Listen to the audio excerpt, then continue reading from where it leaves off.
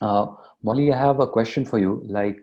When you entered into this business, you already know that there is a lot of competition, and yes, you want to reach a scale. So, where do you see your business growing, like in the next 5 years? Like, what kind of revenue you're looking for, or like what kind of technologies that you think will help you in scaling up your production, or maybe reaching out to those million people that you may have never reached yet?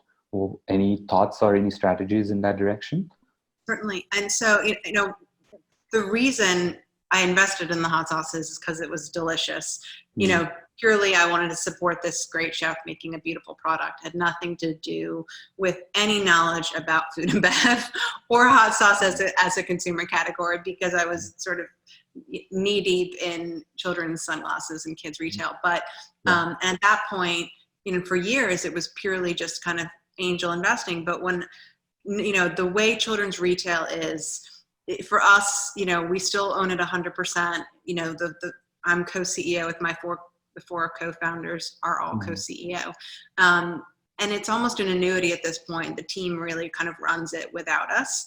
Mm, And I was itching to get back into the early days. I like the newborn baby businesses. That's like, mm, what's the logo look like? What's the color palette? It's the voice. We have, just all the crazy time.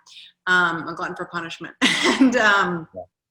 I I also realized that the way you're I've built a lot of businesses and I have never had that exit, and it's on my bucket list to just experience that and go through an exit process. Right. And baby eaters we view more as a business to just hold and live on, Mhm, and Red Clay I stepped in actively as CEO to build it to sell. And mhm, so using Sir Kensington's as a model, or another of lots of other kind of examples in the condiments category where we play, like Siete hot sauce, or Frank's, which sold to McCormick, or every kind of big entity has a couple different niche sauces in the umbrella. And the way they expand into new product categories is through acquisition, since they don't have internal R&D teams typically. mm, And so we're building a beautiful brand over here with a really engaged consumer base and a great product, and scale it to a certain point. Typically yeah, somewhere like 15 to 20 to 25 million is the sweet spot where you start to get interesting to these strategic buyers. And cool. then you sell. And so for us, we're probably finishing this year at about $1 million gross revenue.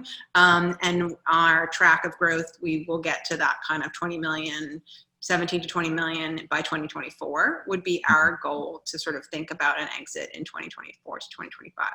Wow, so you have a roadmap in place We do. for all of I'm these. a planner, Yeah, Kuldeep. yeah. It's like step by step, but I think you are there. I think if you have already thought of it, I think with you will be able to conquer it. And It already happened. yes, I've I think manifested you'll make it happen. I think. Great. it. Uh,